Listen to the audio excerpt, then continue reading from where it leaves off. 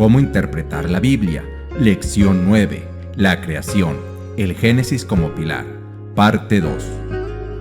El propósito de la lección de esta semana es que las obras creadoras de Dios son tan incomprensibles como su existencia. La lección la dividiremos en tres partes. La primera, la creación de la Escritura. La segunda, la creación contra el paganismo. Y la tercera, literatura antigua.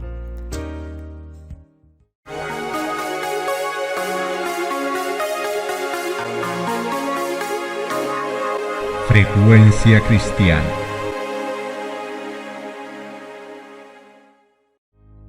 Sin la historia bíblica, la geología no puede probar nada. Los vestigios hallados en la tierra dan evidencia de un estado de cosas que difiere en muchos aspectos del presente. Pero el momento de su existencia y por cuánto tiempo han estado estas cosas en la tierra, solo deben interpretarse mediante la historia bíblica. Quizás sea inocente conjeturar más allá de la historia bíblica, si nuestras suposiciones no contradicen los hechos encontrados en las Sagradas Escrituras. Pero cuando los hombres abandonan la palabra de Dios con respecto a la historia de la creación y tratan de explicar las obras creadoras de Dios con los principios naturales, se encuentran en un océano ilimitado de incertidumbre. Dios nunca reveló a los mortales exactamente cómo realizó la obra de la creación en 6 días literales.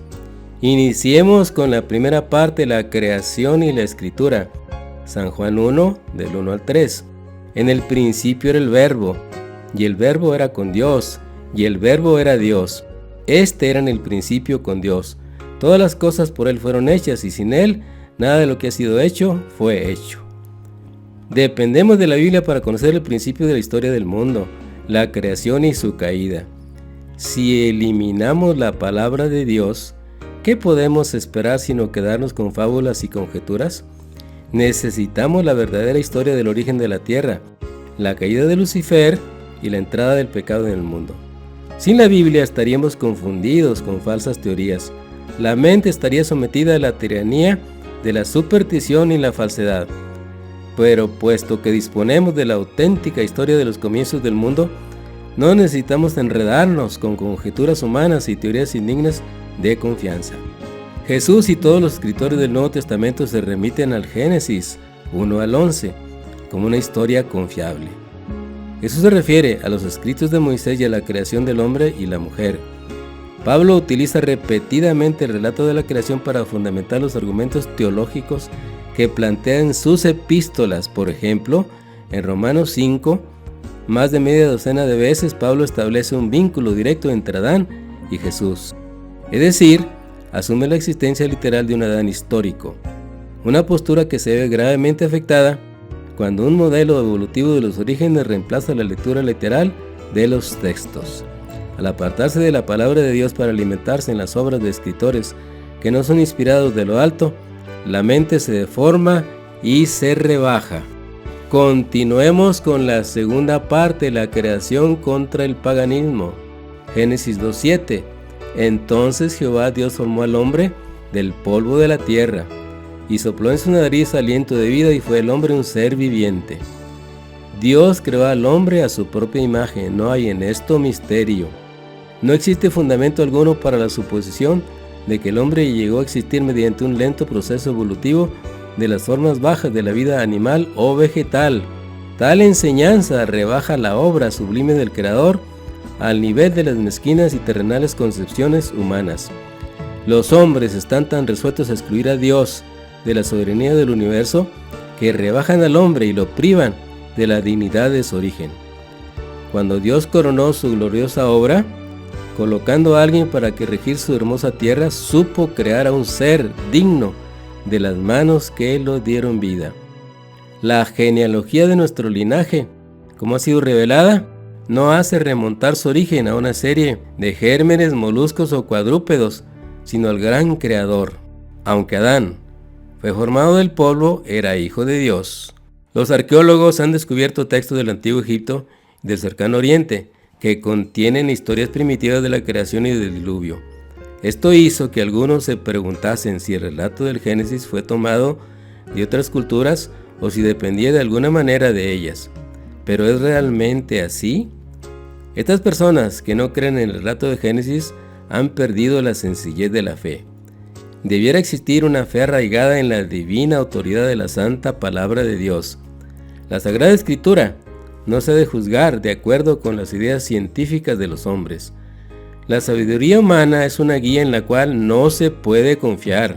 Moisés escribió bajo la dirección del Espíritu Santo, y una teoría geológica correcta no presentará descubrimientos que no puedan conciliarse con los acertos así inspirados.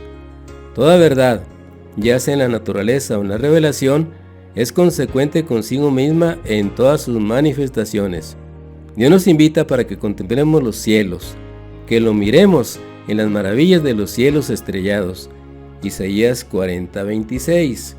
Levantad en alto vuestros ojos y mirad quién creó estas cosas. Él saca y cuenta su ejército. A todas llama por sus nombres. Ninguna faltará. Tal es la grandeza de su fuerza y el poder de su dominio. Él quiere que estudiemos las obras de lo infinito y que por ese estudio aprendamos a amarlo, reverenciarlo y obedecerlo. Los cielos y la tierra, con sus tesoros, deben enseñar las lecciones del amor, del cuidado y el poder de Dios. Finalicemos con la tercera parte, literatura antigua. San Juan 17:17. Santifícalos en tu verdad, tu palabra es verdad. Al apartarse de la palabra de Dios para alimentarse en las obras de escritores que no son inspirados de lo alto, la mente se deforma y se rebaja. No se relaciona con los principios profundos y amplios de la verdad eterna. Solamente en la palabra de Dios hallamos el relato auténtico de la creación. Solamente en ella podemos encontrar la historia de la humanidad sin el sello del prejuicio o el orgullo humano. Ahí podemos comulgar con los patriarcas y profetas y escuchar la voz del Eterno que se dirige a los hombres. Ahí contemplamos la majestad de los cielos que se humilla hasta convertirse en sustituto y garantía para hacer frente en inferioridad de condiciones a las potencias de las tinieblas y luego ganar la victoria para nuestro beneficio.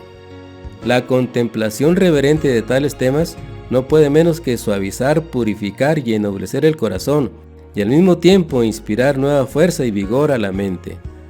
Cuando la mente es aprovisionada con la verdad bíblica, sus principios arraigan profundamente en el alma, y las preferencias y los gustos se entrelazan con la verdad, y no hay deseo de publicaciones rebajantes y excitadoras que debilitan las facultades morales y destruyen los dones que Dios ha derramado para ser utilizados con fidelidad.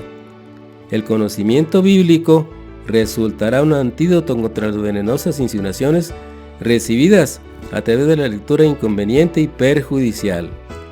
Sin la Biblia, seríamos confundidos por falsas teorías. La mente estaría sujeta a la tiranía de la superstición y las falsedades. Pero, poseyendo una historia auténtica del comienzo del mundo, no necesitamos enredarnos con conjeturas humanas y teorías indignas de confianza. Los que leen y escuchan los engaños que predominan en esta época no conocen a Dios tal como Él es. Contradicen la palabra del Señor, exaltan y adoran a la naturaleza en lugar del Creador. Aunque podemos discernir la obra de Dios en las cosas que creó, estas no son Dios. La creación física da testimonio de Dios y de Jesucristo como excelso creador de todas las cosas. Dios nos habla por la naturaleza. Escuchamos su voz al contemplar la belleza y la riqueza del mundo natural. Contemplamos sus obras sin velo que las cubra. Dios nos ha dado esto para que aprendamos acerca de Él. Decidamos hoy aprender a conocer y adorar al Creador de la naturaleza, y no a esta como los incrédulos, y recordar Apocalipsis 14:7. Temed a Dios y dadle gloria porque la hora de su juicio ha llegado, y adorad al que hizo el cielo y la tierra, el mar y las fuentes de las aguas.